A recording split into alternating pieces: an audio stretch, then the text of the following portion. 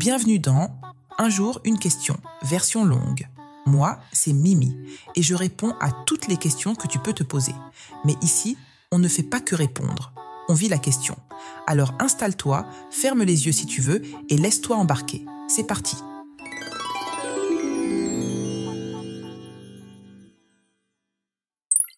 Coucou Mimi, c'est moi.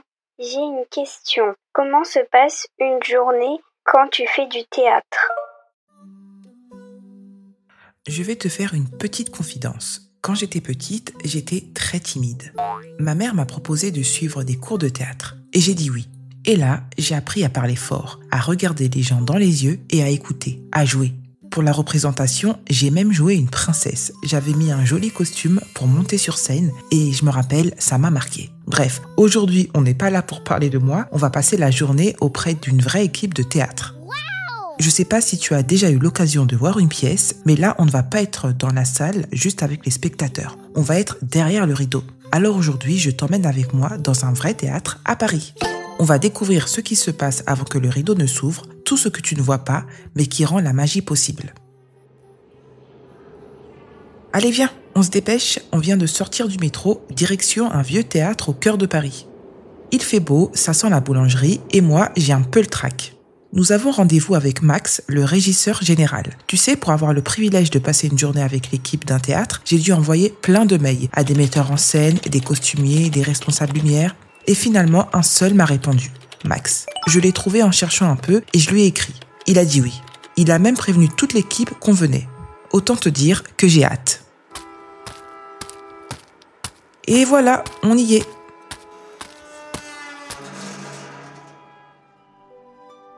On vient d'entrer dans le théâtre des Lucioles. C'est un vieux théâtre caché entre deux rues très calmes de Paris. La façade est en pierre claire, avec des colonnes et de grandes fenêtres qui brillent au soleil. Et au-dessus de la porte, il y a un nom gravé en lettres dorées.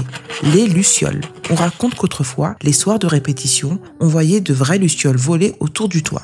Comme si elles voulaient, elles aussi, écouter l'histoire. À l'intérieur, tout est un peu usé, mais très beau. Le sol en bois craque doucement, les murs sont hauts, il y a des balcons, des rideaux très lourds et des escaliers qui tournent comme dans un château. Franchement, c'est vachement beau ici. J'ai hâte de rencontrer l'équipe et d'en apprendre un peu plus sur la pièce qu'ils préparent. Allez, on y va ?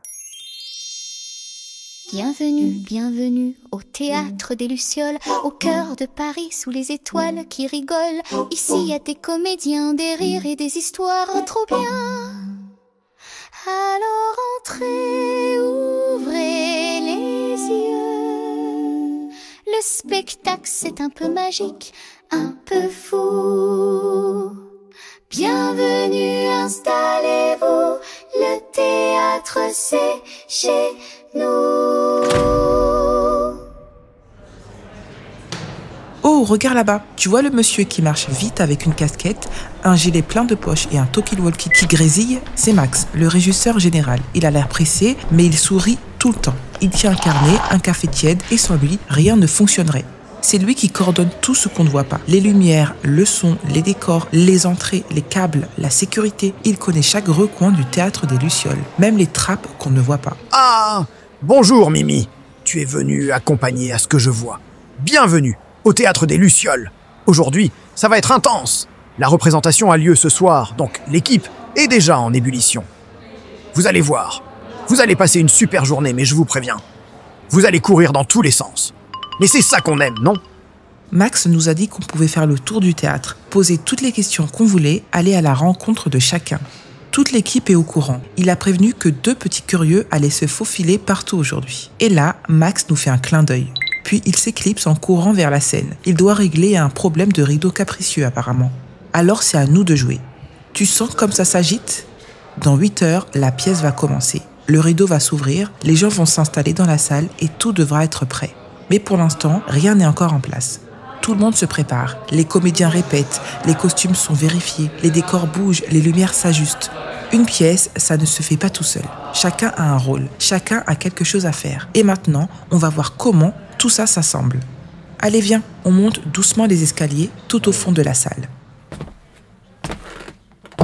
Tout en haut, il y a une petite pièce vitrée. C'est la régie lumière. On regarde par la vitre. Il y a des câbles bien rangés, des feuilles accrochées avec du scotch et surtout une grande table avec plein de boutons, tous rangés en ligne. Certains sont rouges, d'autres verts, d'autres jaunes. Ça ressemble à un piano de lumière. Assis derrière cette table, c'est Léo. Il porte des lunettes rondes, une écharpe même s'il fait chaud et il regarde l'écran en silence. Il ne parle pas fort, mais chaque bouton qu'il touche change la scène entière. Regarde bien, il appuie doucement et hop, tout devient bleu. Un autre bouton et la scène devient toute dorée.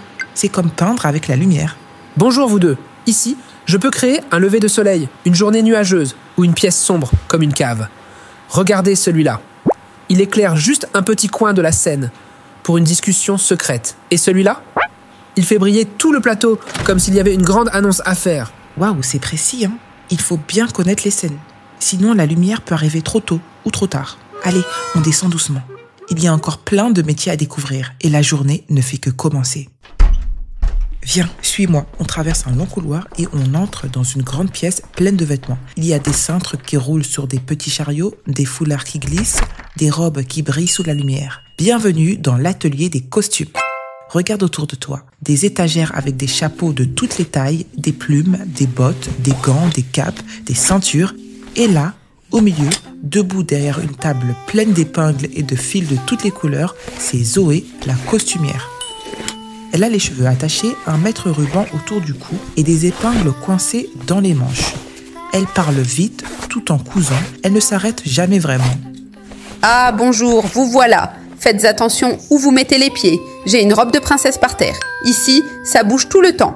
Et les costumes doivent être jolis, mais aussi très solides. Parce que sur scène, il faut pouvoir bouger, courir, parfois tomber, sans que rien ne se déchire. Elle nous montre une veste noire avec de petits boutons dorés. Vous voyez celle-là ? Elle va être portée ce soir par le personnage du roi. Et comme le comédien tombe dans une scène, j'ai renforcé l'intérieur. Il faut que la veste tienne bien, même quand tout le reste bouge. Tu sens cette odeur? Un mélange de tissu, de colle et de théâtre. C'est ici que les personnages commencent à naître. Viens, on continue. Il y a encore des endroits à visiter et chaque recoin du théâtre cache une surprise. On pousse une grande porte et on entre dans la salle principale du théâtre. C'est ici que le spectacle se joue. Regarde bien autour de toi. Il y a des rangées de fauteuils rouges, tous bien alignés. Tout au fond, un grand rideau fermé cache la scène. Au plafond, on aperçoit des projecteurs suspendus comme de petites lunes. Et quand on parle, la voix résonne doucement. Sur la scène, quelques comédiens répètent. Ils marchent, ils disent des phrases, ils recommencent. Et juste devant nous, debout, silencieuse, une femme les regarde. Elle tient un petit carnet dans une main et un crayon planté dans son chignon. Elle porte un long gilet noir, des baskets et des lunettes posées sur la tête comme un serre-tête. C'est Louise, la metteuse en scène. C'est elle qui décide comment la pièce sera jouée, comment les comédiens doivent parler, se déplacer, s'arrêter. Elle ne dit rien tout de suite, mais on voit dans ses yeux qu'elle réfléchit à tout. Elle a un regard très doux, mais elle voit tout. Elle ne parle pas beaucoup, mais quand elle dit quelque chose, tout le monde l'écoute. Elle nous voit arriver, nous fait signe d'approcher et nous dit « Bonjour. Approchez, approchez, ne soyez pas timide. Vous tombez bien. On fait une pause. Je suis Louise, la metteuse en scène. Vous savez ce que fait une metteuse en scène? Je ne joue pas, je regarde, j'écoute, je guide. C'est un peu comme raconter une histoire, mais à travers les autres. » Elle s'assoit au bord de la scène et nous invite à faire pareil. D'ailleurs, vous savez d'où ça vient le théâtre? Le théâtre, c'est très ancien. Il y a plus de 2500 ans. En Grèce antique, les gens se réunissaient dans de grands amphithéâtres, en pierre, en plein air. Pas de micro, pas de projecteur. Juste des voix, des gestes et le ciel au-dessus d'eux. Ils venaient pour écouter une histoire, mais aussi pour pleurer, rire, réfléchir. Et vous savez ce que veut dire théâtre? Ça vient d'un mot grec, théaomai. Ça veut dire regarder avec attention. Et c'est ce qu'on fait encore aujourd'hui.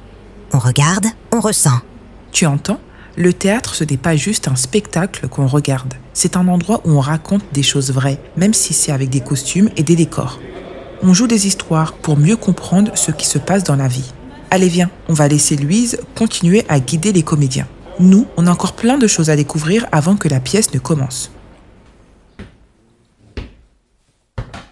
Maintenant, on monte un petit escalier en bois sur le côté. Là-haut, il y a une pièce vitrée un peu cachée. C'est la régie son. Tu vois tous ces boutons, ces câbles, ces casques? On dirait un endroit où on prépare des bruits. Assis au milieu, c'est Reda. Il a une grande console devant lui, des écouteurs sur les oreilles et un pull tout doux qui dépasse de ses manches. Salut vous deux, regardez bien, ici je m'occupe de tous les sons du spectacle. Par exemple là, voilà la pluie. Et là, un vent fort. Ce sont des sons enregistrés que je place au bon moment pendant la pièce. Même si la pluie est fausse, elle a l'air vraie, non? Il nous montre une fiche avec plein de petites notes et des secondes précises. C'est lui qui appuie sur les bons boutons au bon moment pour que ce qu'on entende corresponde exactement à ce qu'on voit sur scène. C'est beaucoup de travail, mais ça change tout. Allez, viens. On redescend doucement. Fais attention à la marche. On va maintenant découvrir ceux qui construisent le décor et crois-moi, ça vaut le détour.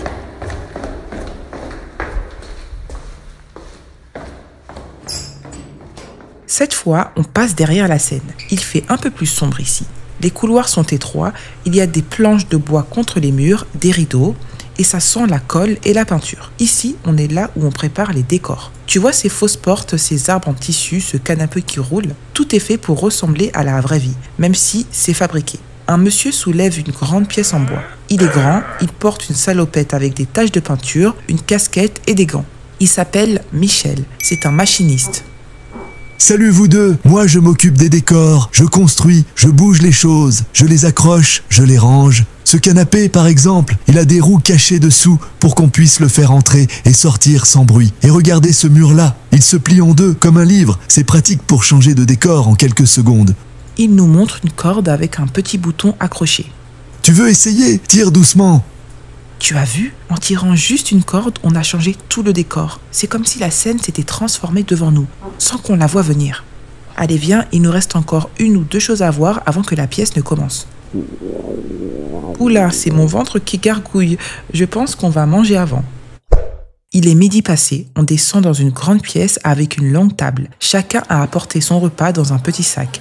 Il y a des boîtes, des thermos, des fruits, du pain et surtout plein de discussions. Autour de la table, il y a Reda qu'on a vu à la régie son, Zoé la costumière, Michel le machiniste. Et maintenant, on rencontre aussi les comédiens. Ils mangent tranquillement, mais leurs textes ne sont jamais loin. Un carnet ouvert, des phrases répétées à voix basse, il y a Samia, Jean et Francesca. Tous les trois joueront dans la pièce de ce soir. Samia nous lance en souriant entre deux bouchées. La pièce s'appelle « La traversée ». C'est l'histoire de 3 voyageurs perdus dans un pays inconnu. Ils doivent apprendre à se faire confiance pour retrouver leur chemin. Puis Jean, qui a une voix grave et un ton très calme, ajoute « Il n'y a pas de grand décor, pas de trucs compliqués, juste nous, nos gestes et le regard des spectateurs. » Et enfin, Francesca, qui tient encore son carnet ouvert, lève les yeux et dit doucement « Ce n'est pas une histoire de héros, c'est une histoire de gens simples, comme nous. » Tu entends? Chacun a sa place dans cette pièce. Et tout ce que tu as vu depuis ce matin, ça sert à ça, à faire vivre une histoire. Allez, viens. On les laisse finir leur déjeuner tranquillement. Après avoir fini de manger, place à la répétition générale. C'est le moment où tout doit s'assembler. Il est 15h, on est assis au premier rang. Tout est prêt pour la répétition générale. Les comédiens jouent comme si le public était là. Les techniciens suivent tout à la seconde. Chacun reste concentré et c'est un peu étrange de se dire que dans quelques heures, la salle sera pleine. Non mais Louise, je ne parviens pas à bien jouer cette scène. Je désespère, tu sais. On recommence. Respire. Dis-moi, ressens plus. Et là, je comprends quelque chose. Répéter, ce n'est pas juste recommencer encore et encore. C'est chercher à bien faire, à dire les bons mots au bon moment, à se placer exactement au bon endroit. Ce n'est pas faire comme hier, c'est faire mieux, pour que le public comprenne, ressente et suive l'histoire jusqu'au bout. Il est 18h. Le soleil commence à se coucher. Mais ici, derrière le rideau, tout le monde retient son souffle. Les comédiens sont prêts, les costumes sont mis, les décors sont en place. Dans 30 minutes, le public entre dans la salle. La pièce a commencé et c'était magnifique. Les gens ont écouté, rigolé, parfois même eu les larmes aux yeux. Quand ça s'est terminé, tout le monde a applaudi très fort. Et nous aussi, on a applaudi. Les comédiens nous ont regardés et l'un d'eux nous a fait un clin d'œil.